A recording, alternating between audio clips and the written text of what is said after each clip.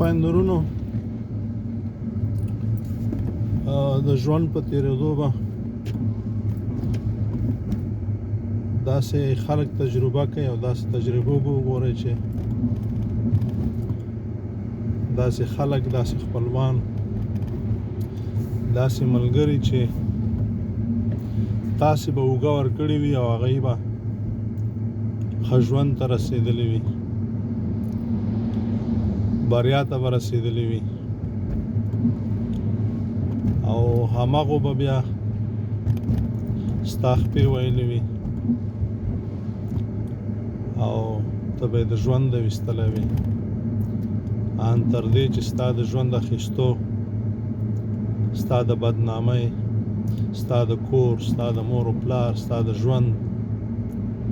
ستا د نوم بدولو به یې داسې هلې ځلې کړي وي او پکې به بوخت وي چې حد نه لري، او ستونزه به په تا کې وي چې اصیل او کم اصل د نه پېژنده او اوږه د ورکوله او د ځمکې نه د اوچتاو. نو عزیزانو، د ژوند په تېرېدو باندې بیا د انسان تجربه زیاتېږي او هر څوک پېژني، خپل رونه پېژني، خپل خویندې پېژني، خپل خپلوان پېژني، ملګري پېژني، خو دا ژوند دومره کم دی چې بدبختانه ژوند بیا تېر وي او د سړي نه ګړب جوړ وي، بیا نو څوک یې په کیسه کې نه وي، بچي هم راجګ کړي وي، ورونه هم راجګ کړي وي، او هغه کسان چې بیا دته کوهي کني هغه هم راجګ کړی وي، بیا هم د وازه خوله نیولې وي. نو زه تل ځکه دا وایم چې متوجه اوسئ،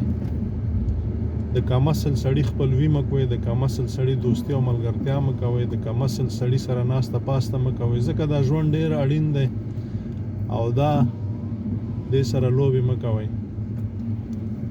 الله مو ښاد او آباد لره. د هغه چا سره خپلوي وکړئ، د هغه چا سره دوستي او ناسته پاسته ملګرتیا وکړئ چې سبا ته غورځېدلی وي او اوږه درکړي، یوازې د پرې نه دي، او نه چې تر خپل مقصده پورې جان په درستاخان در سره ناست یو چې مقصد یې پوره شي، بیا نو د تا نه بد انسان په نړۍ کې نه وي، بیا نو حجره په حجره، جومات په جومات،